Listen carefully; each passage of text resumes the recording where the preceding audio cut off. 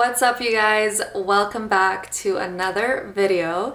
Today is gonna be another girl talk. I know that you guys love these types of videos, so I wanted to make sure that I filmed one for you guys because I think the last one that I filmed was quite a while ago, so we were definitely due for a new one. Before we get into the very juicy girl talk questions, I wanted to give a quick shout out to Skillshare. They kindly sponsored today's video. You guys know that I love to highlight one video that I am loving on the Skillshare platform, and this month's video is really good, you guys. So the video is called Everyday Minimalism: Find Calm and Creativity in Living Simply. So with our home in Canada, when we first moved in, we literally thought this was gonna be pretty much our long-term home, and we went crazy with shopping, you guys. We furnished the whole place within like a very short period of time. The amount of things that we bought for this home is actually insane. Now that we are officially moving to Dubai and kind of like tying off any loose ends in Canada, it is so hard to deal with that many things. Like, we never thought we would be moving, obviously, so we never really prepared for that, and we didn't really think about that when we were buying all this stuff. And I literally thought that's what you do. You get a home and you would just buy a ton of things. Like if you go to your parents' house, or if you live with your parents currently, you open up one of their cupboards and there's like 6 different types of like plates that have different decor on them. And that's pretty much what I did. Although I love living very minimalistic, I think that's something that I acquired down the road after we moved in.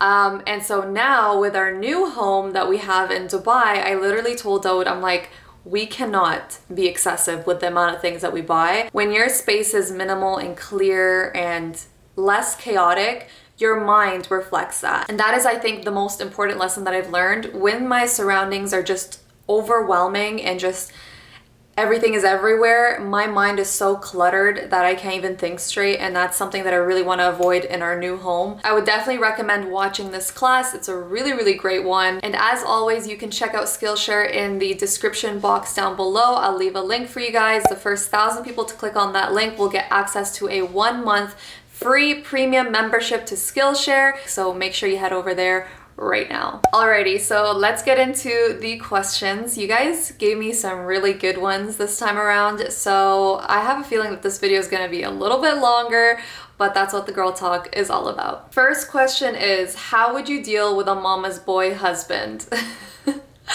Okay, so I think there's a difference between a man that values their mom and respects her and wants the best for her, and obviously is gonna be taking care of her as she gets older and as he grows up. I think that's great and that's amazing, and that's really a quality that you want in a man. When it becomes obsessive and not in a good way, more like you are still a child, like your husband is still acting like a child where he needs his mom every second of the day and he puts her before your family, like you as his wife and his kids, I think that is a problem. And the way I would deal with it is I would straight up communicate the fact that I am not okay with that, and I would try to explain my perspective. I think communication is obviously key in a relationship, and if there is anything that's bothering you, you should be comfortable enough to kind of speak about it and make your points clear. Once you get married, that family that you're creating is your family now.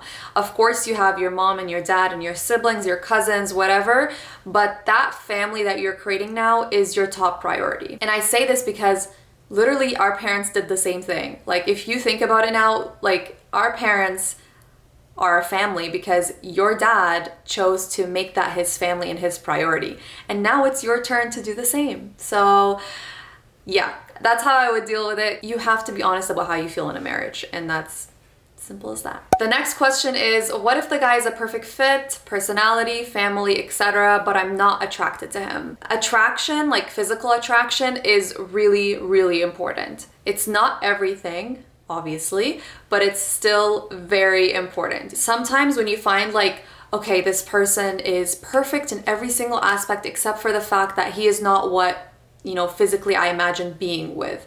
Like, he does not have the curly hair that I wanted, or the blue eyes that I wanted, or the green eyes, or the brown eyes, whatever.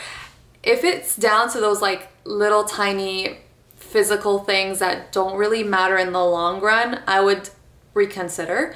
I would try to think about it a little bit more and be like, okay, maybe I'm being a little too picky. But if it's a case where you're literally not like physically attracted to that person whatsoever and you don't see that changing anytime soon, I would think about that as well and see how important that is to me. And a lot of the times it's very, very important in a relationship. And honestly, it all comes down to nasib, like nasib meaning your fate that God has written for you. If this person's not written for you, then they're not written for you. And if you have like a gut feeling that, you know, this person's not for me, then they're not for you. You don't have to force yourself or pressure yourself into accepting someone just because they seem like the perfect fit, and you may not find that fit ever again, because you will. Trust me. The next question is it important for a guy to share his past relationships with you and vice versa? I think the past is important to a certain extent.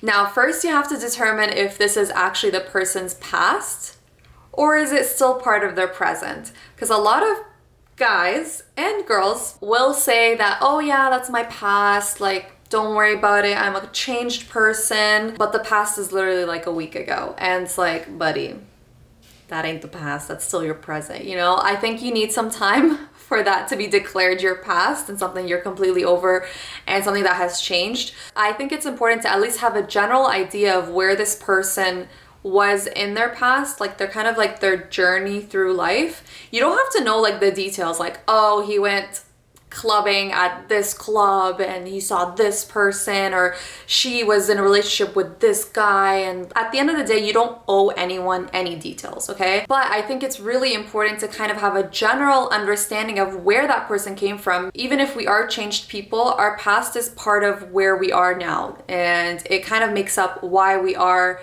here in the present. It kind of helps you in the relationship. You guys are more in tune with each other. You guys know what kind of journey you went through, and it just makes for a stronger relationship, in my opinion. Now, the other side of things, I know a lot of people tend to think this way as well, is that you don't owe anyone anything. They don't need to tell you their past, you don't need to tell them your past, and that's that. I think Islamically, you don't owe anyone anything to share your past or your sins or any of that. Like, that's for you and you only. And if it doesn't impact your partner directly, you don't owe them any of that. But I think for me personally, I value like kind of transparency and honesty from the start. That's the most important part. Like, I want you to be honest with me from the start about your past, just generally. I don't want to know details, just generally. I want to know what kind of person you were in the past, so that I can make a conscious decision about you as a partner. It will just give me a better understanding of who they were before and who they are now. And if anything, it'll give me more of an appreciation towards them, because I know that they worked really hard to change that past and, you know, come to where they are as a person today. I would not want the transparency later on in the relationship, because then it's a shock factor and you're like, wait, what? You know what I mean? So you definitely want that transparency if you're gonna give it at the beginning of the relationship. This question says, what is it like when he sees you without the hijab for the first time? I'm nervous, LOL.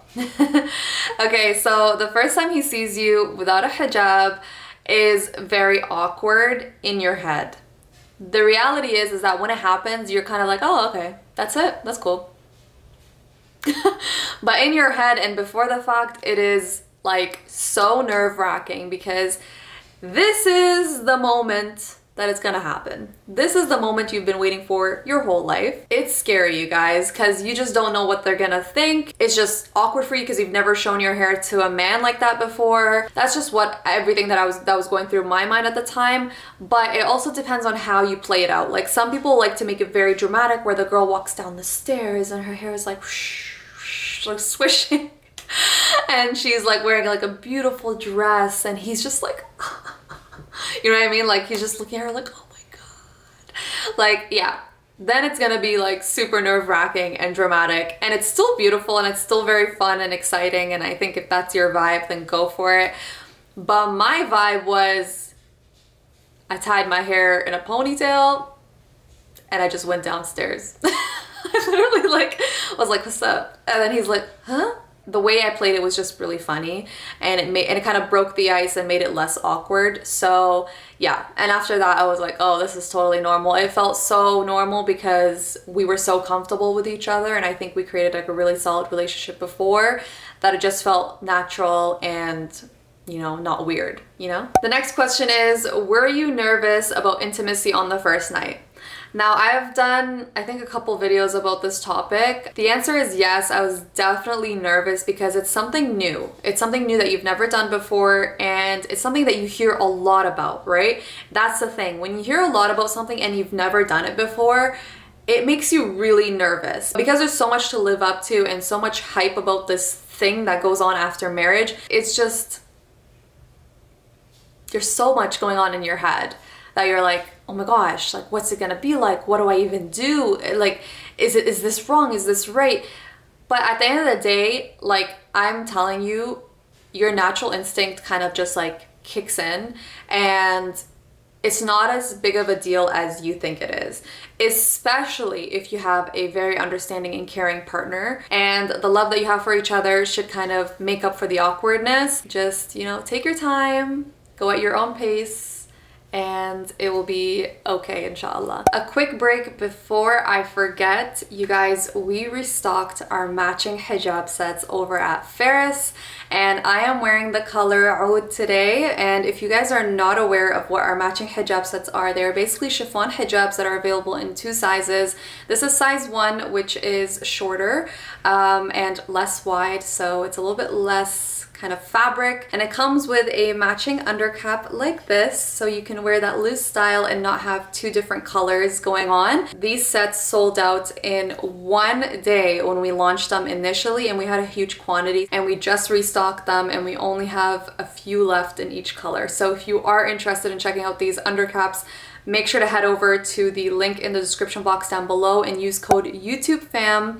That is a code that will give you some money off the matching hijab sets. And we also have a final sale with so many of our beautiful pieces, like up to 80% off, because we are moving warehouses and we need to get rid of everything. So make sure you check them out before everything is gone. I think this is the juiciest one because this was the one that I got the most, and it is, doesn't matter if he's from a different sect.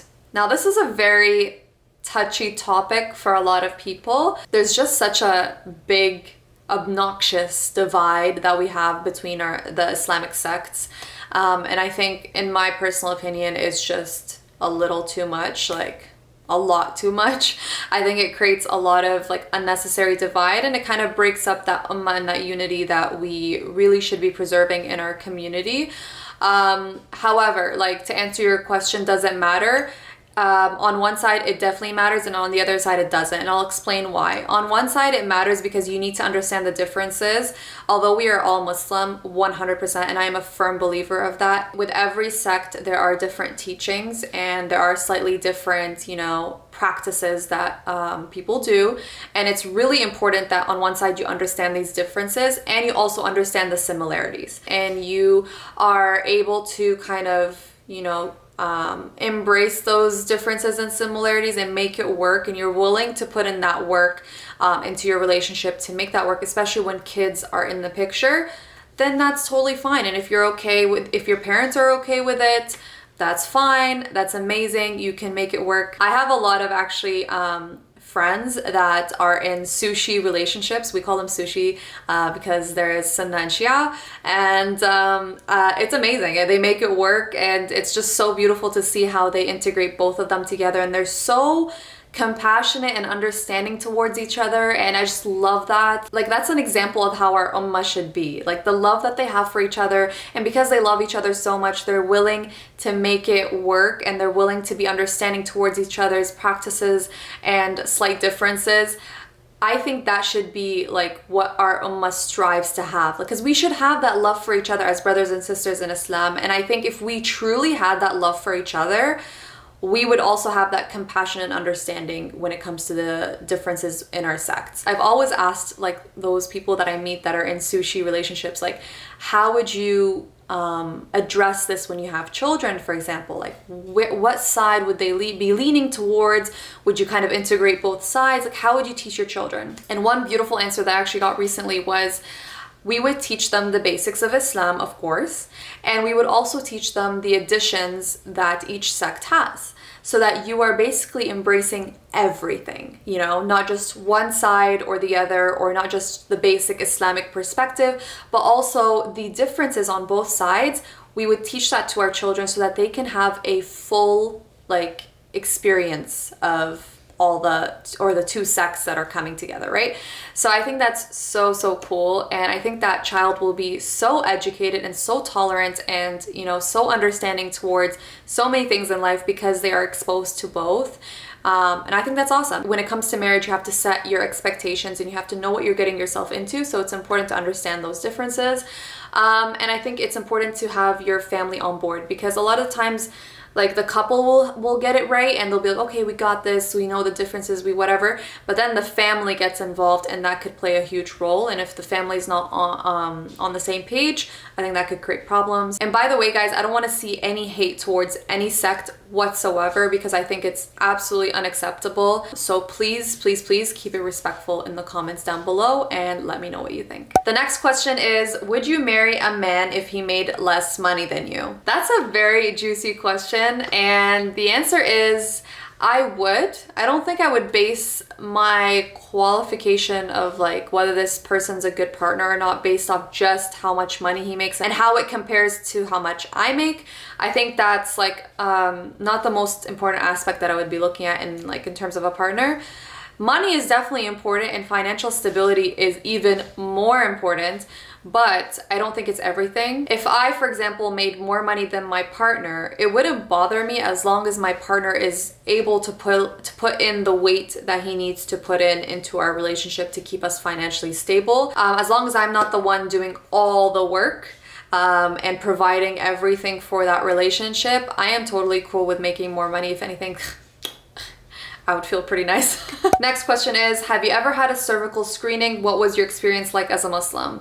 Yes, I have had a pap smear. I think that's something that everyone should do after they become sexually active, which is, Islamically speaking, marriage. So definitely, if you are married and haven't done that, go for a pap smear. It's 100% necessary to do that every few years.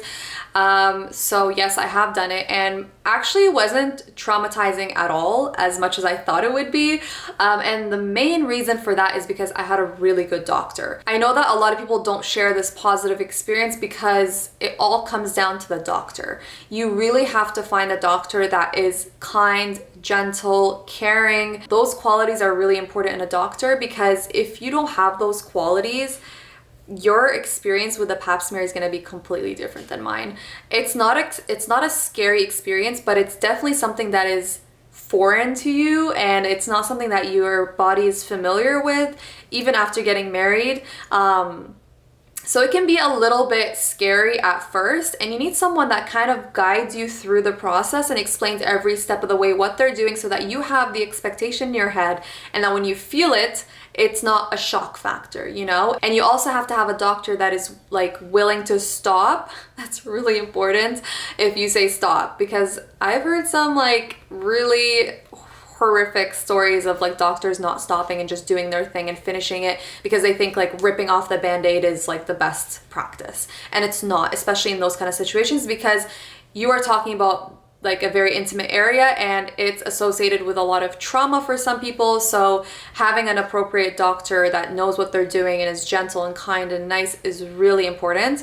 And if you can get that, your experience will be good, inshallah. And the final question for today is, do you ever feel tempted to take a cheat day and dress slightly less modestly?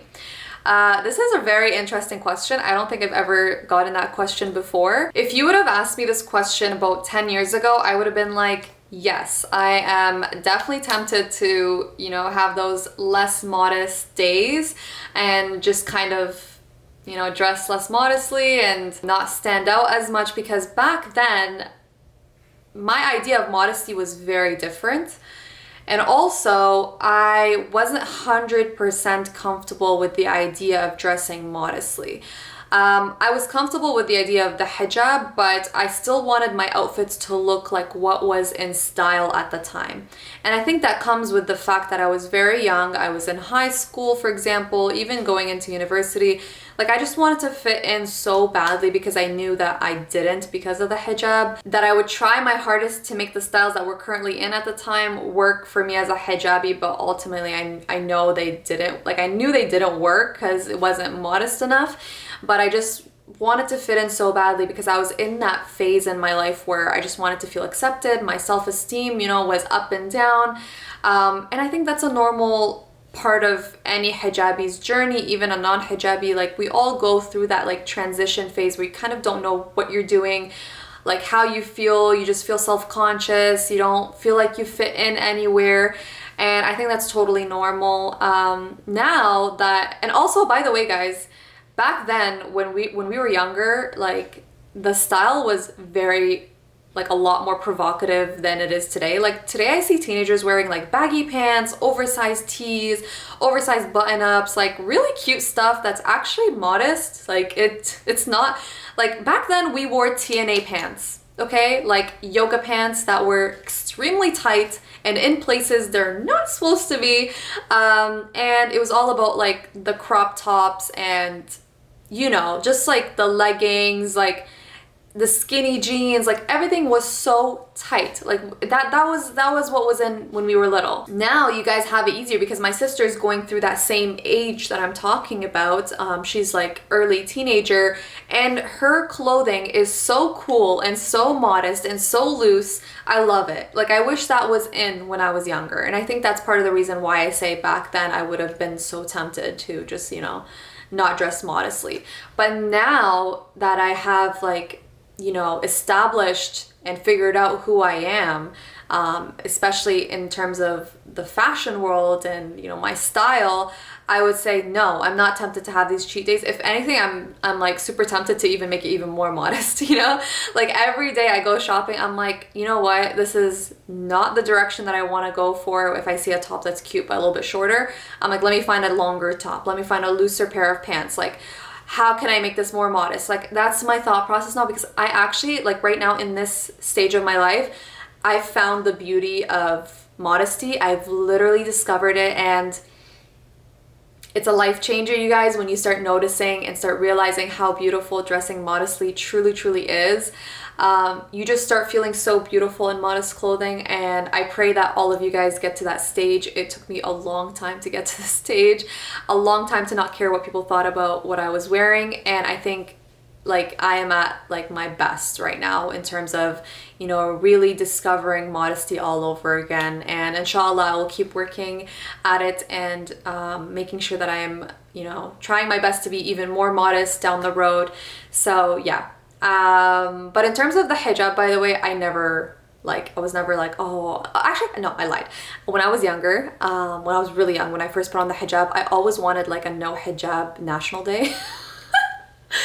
I literally wanted like that to be like a national day, like a holiday where like hijabis didn't have to wear their hijab just for 24 hours. Anyways, guys, that's it for today's video. I hope you enjoyed all the questions and answers. And if you're interested in checking out Skillshare, make sure you head to the link down below. The first 1,000 people to click on that link will get access to a free premium membership to Skillshare for 1 entire month. Make sure you take advantage of that, and I'll see you guys next time. Bye!